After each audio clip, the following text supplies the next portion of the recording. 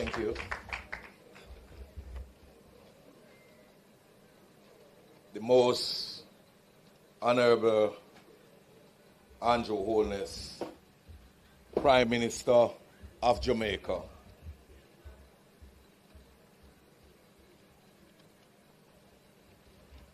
Honorable Desmond McKenzie, Minister of Local Government and Community Development. Mr. Alanda Turlong, Member of Parliament, East Central St. Catherine, and of course, Robert Miller, MP, South East St. Catherine, and all the councillors of the Portmore City Municipal Corporation, Mr. Audley Gordon and his team, the media, residents of Portmore.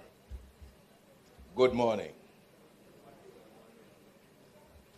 Good. Let me take the opportunity, of course, to welcome the Prime Minister and the Minister, along with other visiting guests, to the Sunshine City of Portmore.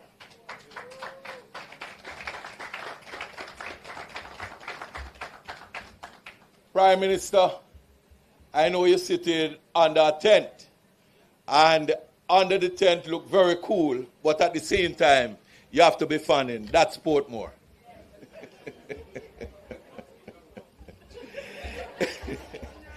That is one aspect of Portmore. Let me, of course, thank the Prime Minister, the Minister, and also Mr. Audley Gordon for choosing Portmore to launch this beautiful initiative. The residents of Portmore welcome this initiative. We have suffered for a long time.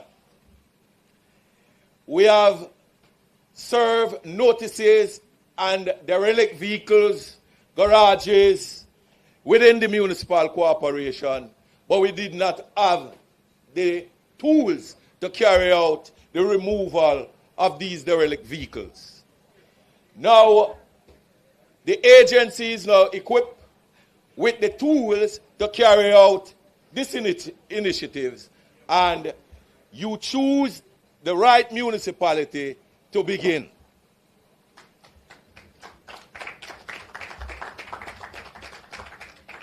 Portmore, as all Jamaican is aware, that mosquito problem faced us in Portmore. And it is extremely terrible in Portmore. We have several different types of mosquitoes in Portmore, and we have suffered very badly from the attacks of these mosquitoes within the municipality. So today, with the work that has really begun, removing the derelict vehicles, disturbing the breeding sites, you can feel the mosquitoes biting you at this time under the tent. But having discussion earlier with, of course, Mr. Audley Gordon about disturbing the site, we have already have discussion with the Ministry of Health for them, of course, to carry out vector control in Waterford this evening, because this is where the operation begins. But, Mr. Prime Minister, I don't want you to believe that what I'm going to say is a troublemaking statement. It is a reality. Before COVID, we have a discussion with Minister Tufton about mosquito problem in Portmore. During the tenure of former Mayor George Lee and key times, we purchased 3 swing fogger machines with the expectation for training people within Portmore to carry out vector control within Portmore. We were told that it could not work that way.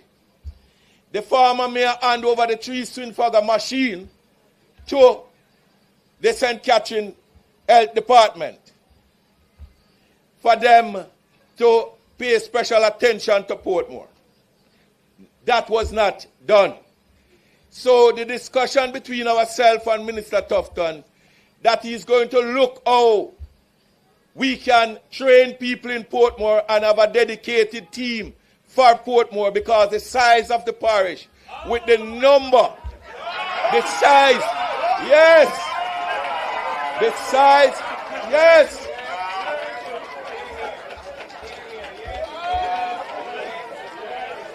The size of St. Catherine Parish,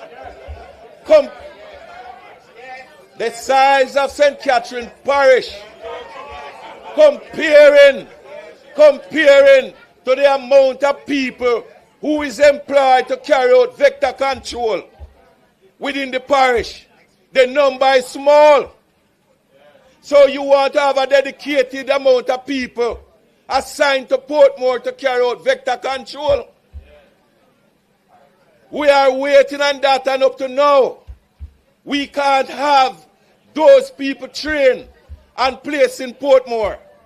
We are asking you today, sir, based on what is happening in Portmore with mosquitoes, we are asking you to have some discussion with Minister Tufton in regarding to training the people for Portmore so that we can reduce the mosquito breeding site and carry out vector control, that the people of Portmore life can be better. So, with mentioning about the parish, I am mentioning that the parish, comparing to the amount of people employed to carry out vector control, that is it. And if, Mr. Prime Minister, that even if that we are going to consider a parish of Portmore, we want to make certain that we have the necessary amenities within Portmore. And that is what we are asking for. And we are not against naming Portmore as parish. We are against naming Portmore without the amenities. That is what we are against. So, Mr. Prime Minister, I don't want to bore you too long because I know you have a busy day. So, talk some more. Oh, if you did want me to talk some more, I'll talk some more. What needed? Because there are a lot more, Minister. All right, so tell Robert to set him out then. So, Mr. Prime Minister, on a serious note, we would like to have a dedicated team for the municipality, because mosquito problem in Portmore is not an easy one. So if we have that, the municipality will also assist in any way we can. And my minister is here. And I know he won't say no when I ask him for a little fund to buy some ice swing fagger machine. So, Mr. Prime Minister, I am just asking you, please, sir, to have further discussion with the minister to see if we can get that done. Thank you very much.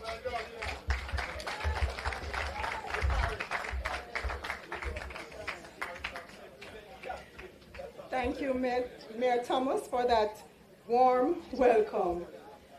It is now my honor to invite the Honorable Desmond Mackenzie, Minister of Local Government and Community Development, to give his remarks. Thank you, Madam Masters of Ceremony, Most Honorable Prime Minister, colleague, members of Parliament, His Worship, the Mayor of the Parish of Portmore, councillors, other representatives, ladies and gentlemen, and especially the hard-working team of the National Solid Waste Management Authority. Give them a big round of applause. Reverend, thank you so much for a very inspiring devotion. We are here this morning in Portmore to officially launch the island-wide cleanup exercise that the Most Honorable Prime Minister announced a couple days ago. And interestingly, Portmore represents one of those communities that fit the bill when we speak about bulky waste removal. Already, the team started as early as 7 a.m. this morning, Prime Minister. And they have done a tremendous amount of work since that time, and I want to commend the team, the hard-working team. Coming out of the passage of the hurricane, we have seen many areas that have been affected. And I want to commend the National Solid Waste Management Authority, Prime Minister, because the day after the hurricane, the teams were out right across, restoring roads, removing bulky waste. And as I said, when we presented the trucks earlier, that the trucks couldn't come at a better time, because we are seeing the benefits of these new units. And I want to use the opportunity to salute the team and to say to you that the government will continue to provide the resources that is needed. Because we're going to be taking this program island-wide. And Prime Minister, we're going into the plains of Clarendon with the next move. We're going to be expanding this right across the country, especially in the parishes that were severely affected. My job as the minister, therefore, is to say to Jamaicans that this is a program that we should all buy in, and to give support to this program. And again, I want to commend the team of the National Solid Waste Management Authority, led by its Executive Director, Mr. Audley Gordon, and the hard-working staff for this tremendous job of work that they have been doing. In Portmore, arrangements are being made as we speak for equipment from the agency to be stationed in Portmore, so that there is a quick response in Portmore whenever there is a challenge.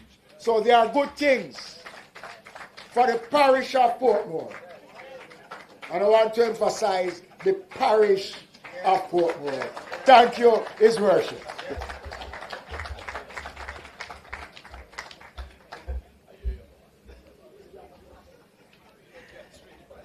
Thank you, Minister Mackenzie.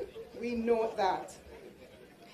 It is with great pleasure at this time that I now welcome our keynote speaker, the Most Honorable Andrew Holness, Prime Minister of Jamaica, to address us.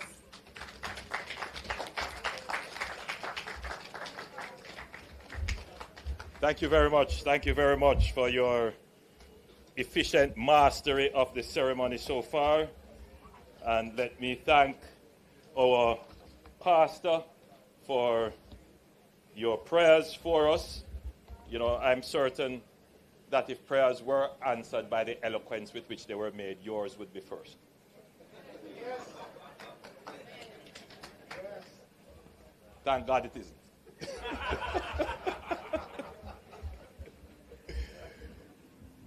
But if prayers were answered by virtue of the sincerity with which they were made, yours would still be at the head of the line. You may not believe it, but the mayor is my good friend. Yes, we get along. We get along very well. Sometimes. Of course, you have,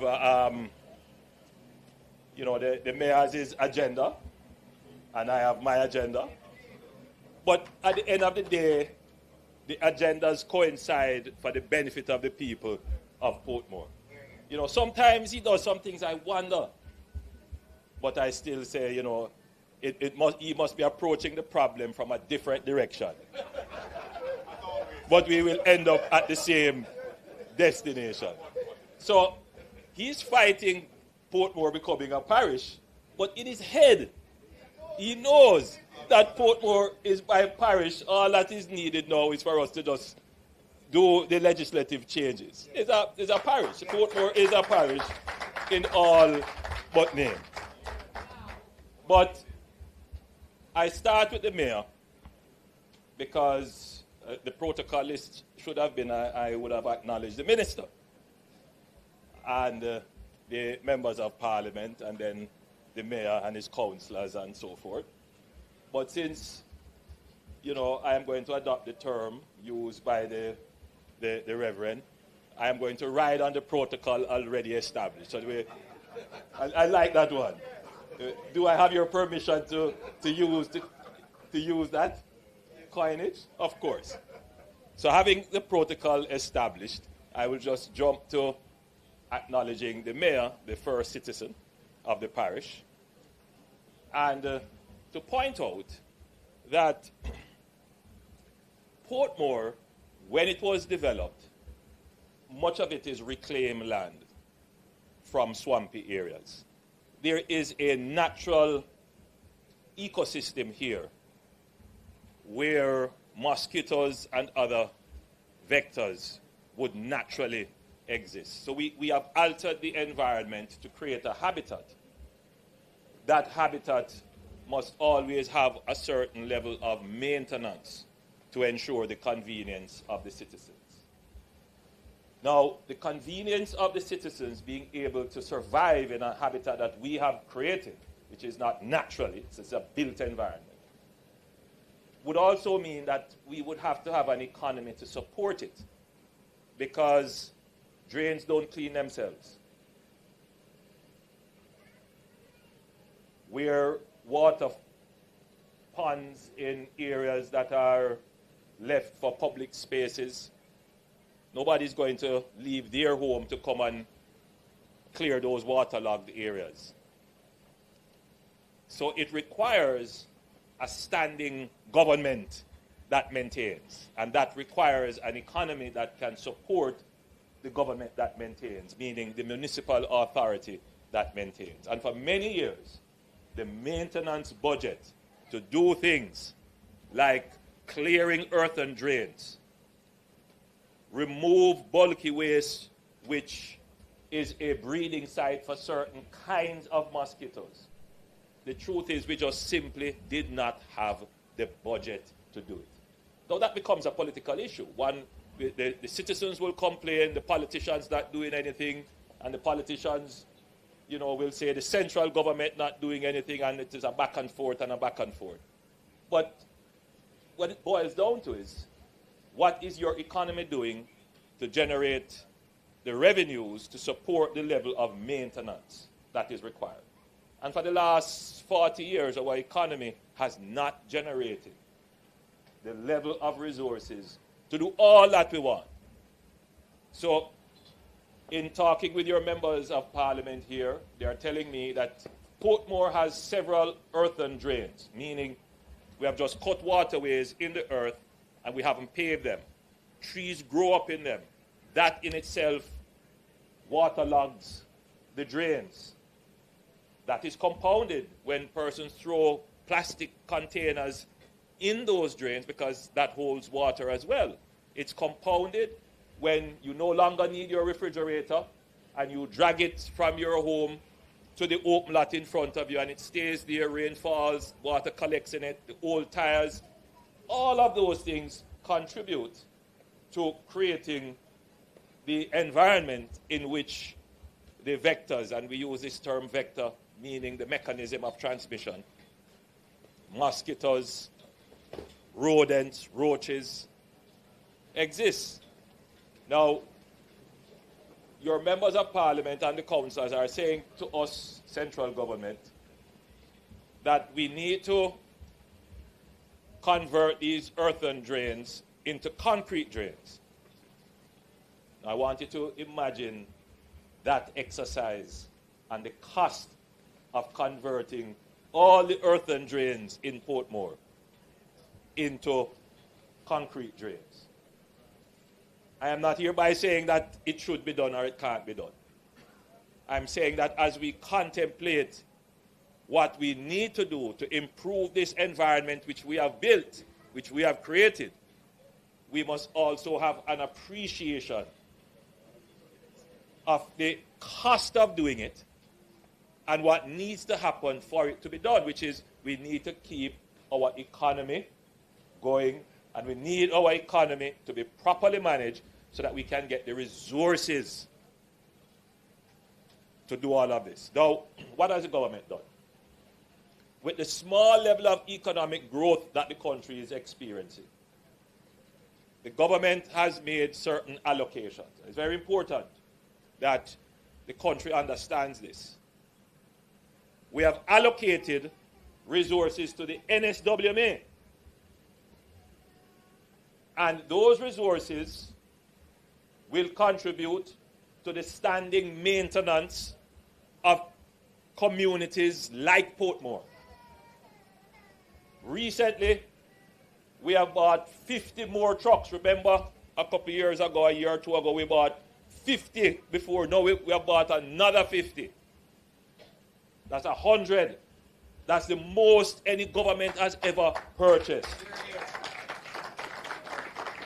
I have to say it like this because, you know, the conversation is not now going on. This is rubbish about nothing that's going on. A lot of things going on in Jamaica.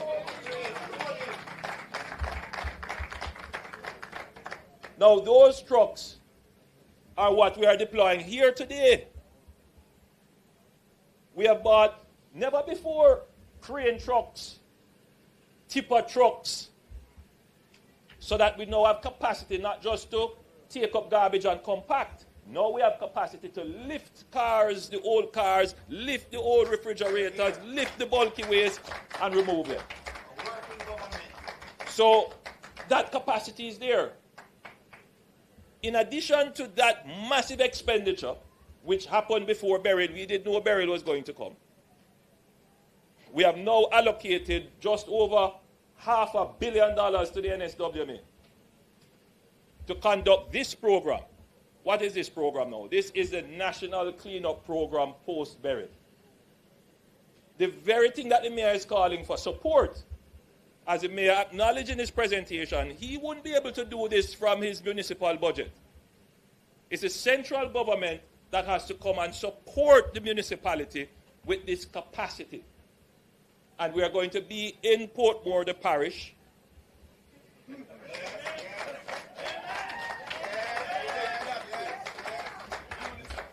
with 100 workers from the NSWMA.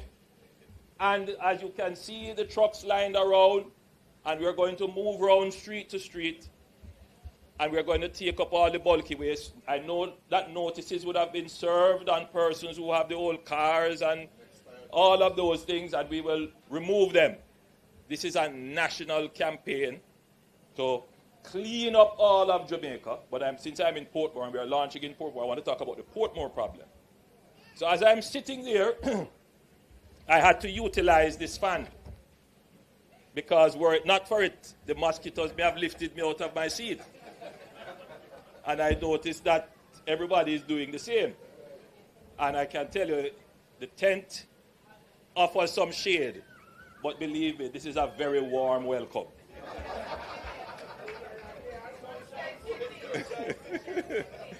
And the mosquitoes are trying their best to make me feel uncomfortable. Nevertheless, when we do this exercise, I guarantee you that the breeding sites for the mosquitoes will be removed largely, and your greater convenience of not having the mosquitoes terrorize you, your greater convenience will improve after this exercise. But it is not the NSWMA alone that the government has made an allocation to post-burial, which we consider this part of the recovery phase of burial. We have made an allocation to the NWA, the National Works Agency, just about $800 million, to go right across Jamaica and look at all the drains that are blocked, particularly the earthen drains that are blocked, and to clean those earthen drains to relieve areas that are waterlogged. And that exercise has already begun. We may have a launch of it maybe in another week or so, but between the NSWMA and the NWA, $1.3 billion has been allocated. And I'm speaking funds now, budget, to be able to go right across Jamaica and deal with these issues of areas being waterlogged and deal with the issues of the collection of bulky waste, which contributes to the breeding sites for vectors. Now, the mayor mentioned this issue of fogging. The government also made an allocation to the Ministry of Health for fogging. And I was just on the phone with Dr. Tufton, I believe it was yesterday, talking about how do we expand and intensify fogging. Now, fogging is just one means by which the Ministry of Health executes its vector control. I am not the professional on this fogging business, so I'm going to be very careful and be limited in my presentation, except to say that if you overdo fogging, you can build up a resistance in the mosquito population. So there are requirements that they have to follow. So they can't fog if it's too windy. There's a certain period of time that they have to fog. So you may not see them in your community, but that may be because the conditions are not right for them to come and fog. But they have a schedule, and I have been assured that they intend to fog as many communities as they can. And Portmore is high on the agenda for fogging. In terms of giving Portmore its own capabilities for fogging, you know, my view is that every parish should have their own capability for fogging. Every parish. And I'm certain that is how the Ministry of Health is going to deploy its resources in a regional way. So they may very well have parish-based capabilities. And I'm going to have a discussion with the Minister of Health that he should treat Portmore as a parish.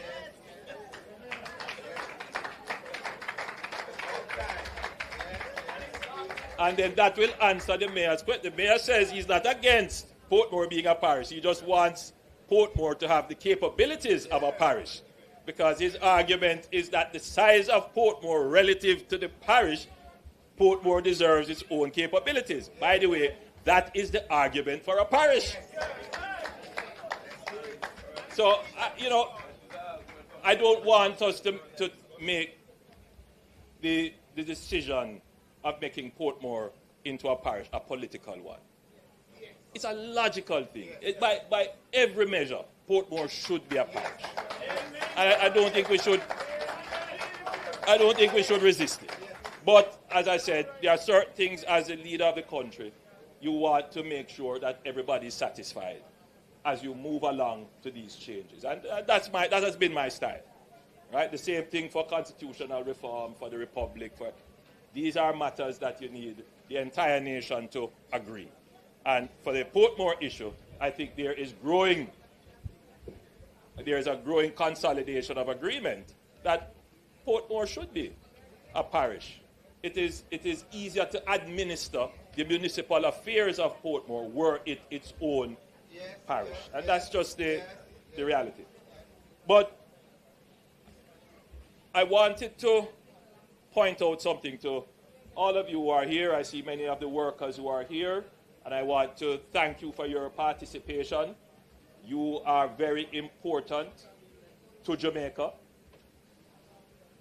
The collection of solid waste and the maintenance of public areas is a critical part of any society, and you play a very important role in that, and I want to acknowledge you, the workers.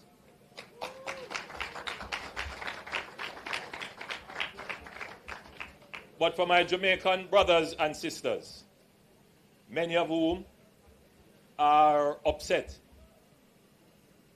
by virtue of the haphazard way in which electricity is being returned to some communities across Jamaica. And every Friday I'm out and about in Jamaica, checking the pulse, seeing what is happening. And there is no doubt that the way in which this government has performed, people have a higher expectation of how services are handled. Let's face it. After Dean, after Ivan, you're looking at months, not, Hurricane Gilbert, that some areas wouldn't have gotten back electricity. But this is a different government that has set a higher bar, and persons expect that there will be a quick return. I must tell you, I am not satisfied. So I have given strict instructions to Minister Vaz. You would have heard Minister Vaz in Parliament yesterday. And I believe that we are making some progress, particularly as it relates to the estimated bills and so forth. Of course, progress. Yes, we make progress, and the more progress we make, prosperity. Yes. So it is important. I tell you, he's my friend. Now, we understand the frustration that the population has. We understand. But you must not blind your eyes to the progress that is being made. You must not blind your eyes to the changes and improvements that have been made. And also, as citizens, you have to understand the world in which you live.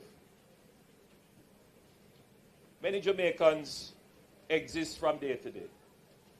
They have no concept, no clue about the global changes that are taking place around them. After all, why should they? They only have to deal with the problems that they face day to day. If I don't have electricity, if water is not in my area, if my road is not fixed, this is what matters to me. But you cannot just be a local citizen. You are a citizen of the entire world. And there are some issues that affect the entire world that impact your local circumstances. And that is why they say, think global, but act local. Some of us are just acting local and thinking local. That is not going to get you far. Every Jamaican citizen must now pay attention to this thing called climate change. Every Jamaican citizen must pay attention to this thing called climate change. And it is not that the seasons are changing. The seasons change all the time. You have winter, you have autumn, you have spring, and you have... So that's not what I'm talking about. Pay attention to the frequency of major weather events happening in your country. Pay attention to the hotter times that you are experiencing on a daily basis. You don't have to take my word for it. All of you have phones instead of going on the SUS channels, go on Google and look at the hottest times that are being experienced in the last 5 years. Look at the sea level rise that is occurring and areas that are at risk of being flooded out. Climate change. What this precipitates, and what every citizen must now understand, is that you are living in a world where you're going to have frequent crises happen to your country and your community. Frequent crises. You're going to have weather events, rains, which creates flooding, hurricanes, high winds cause damage to your housing, landslides, and all the other things that come from that. Blocked drains, flooded areas, waterlogged areas, increasing mosquitoes and other pests and vectors. But you're also going to have health issues, pandemics, or other health epidemics.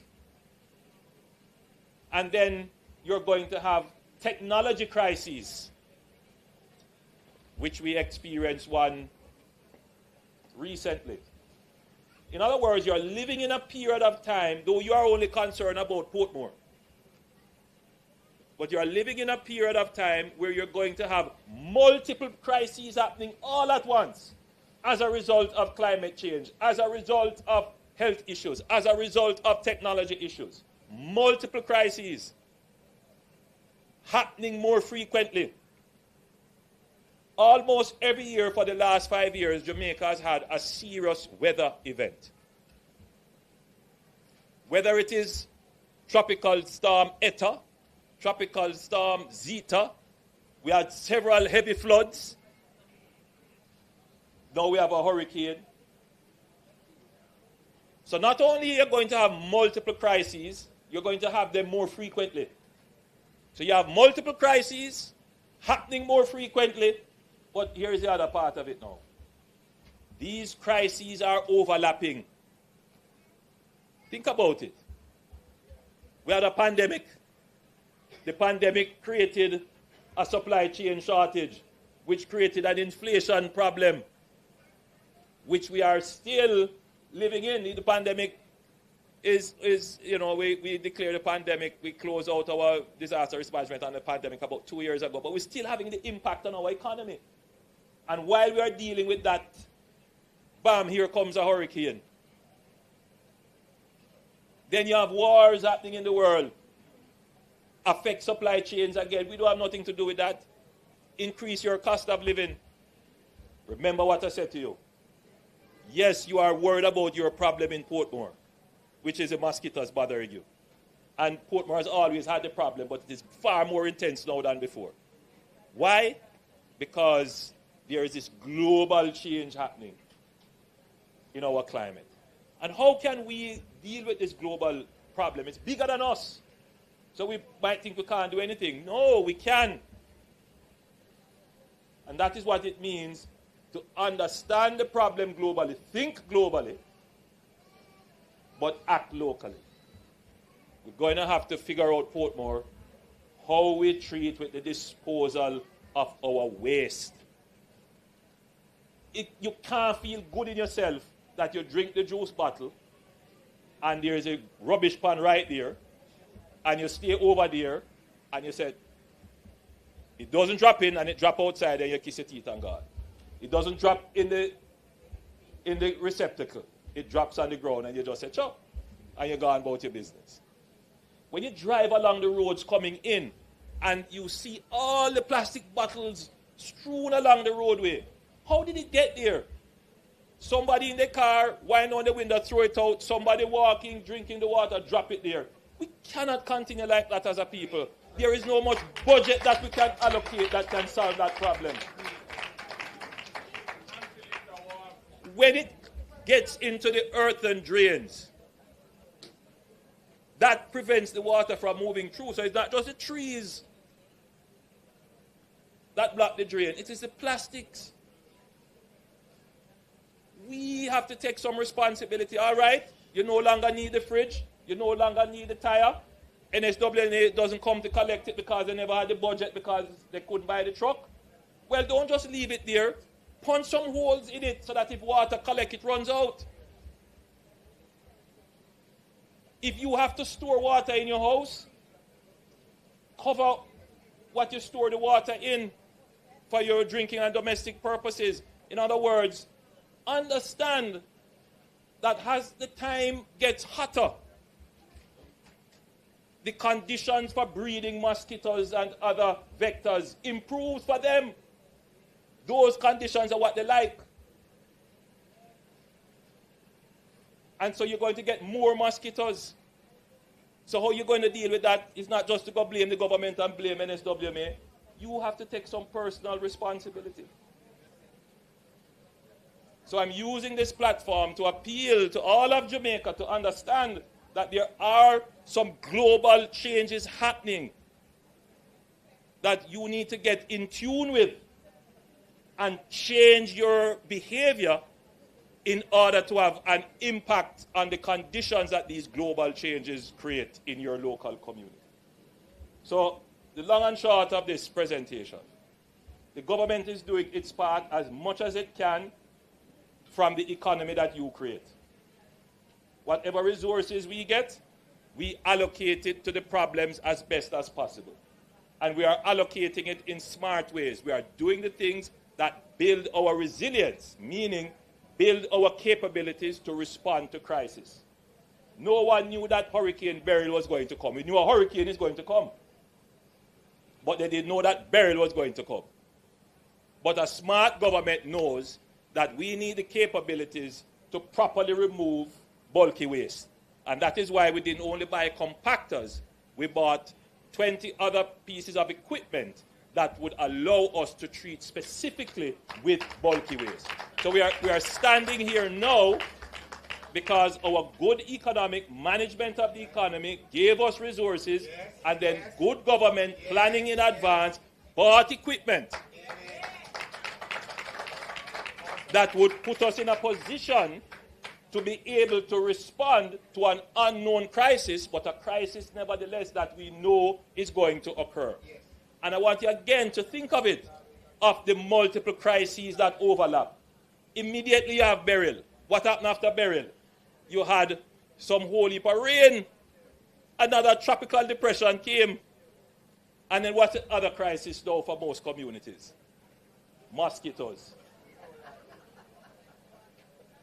Several crises happening all at once. Government has to respond to that. And I make the point, therefore, that, you know, sometimes I hear people talk and I really wonder if they know what they're talking about. If they really understand. That, you know, for every country, you need a smart set of people. Because if you leave it up to some people, no, it's not that. It's persons who don't take the time to inform themselves, who listen to nonsense, who believe fake news. And the important things for our survival is missed. And then they end up electing the wrong government.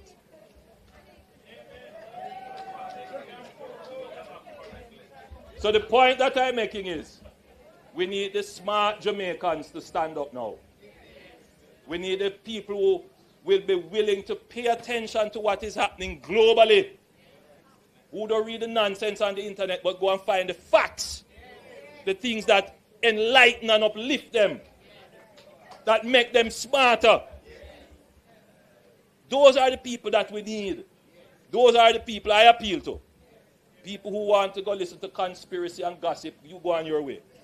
But those of you who have Jamaica's interest at heart, who will go and see what the true information is, understand what is happening globally, see that there is a government that understands that and acts in your behalf, and then come back to your community and act locally in a smart way to improve the community. Those are the people that I am appealing to. And you can't say, true word. True word.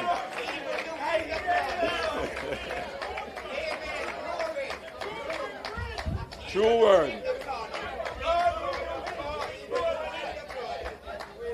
So, ladies and gentlemen, it gives me great pleasure to officially launch the National Cleanup Program, which was launched in time to put Jamaica in a state of readiness to properly celebrate our emancipation and independence. We can't go into those periods with our urban spaces and our communities looking in anything less than clean. And so I now implore the NSWMA to ensure that this program works well and that all of Jamaica is cleaned properly and that we deal with the vectors that create the problems with mosquitoes. And Mr. Mayor, as I leave here, I will have another word with Minister Tufton to ensure that the parish of Portmore has its own capabilities for fogging. God bless you.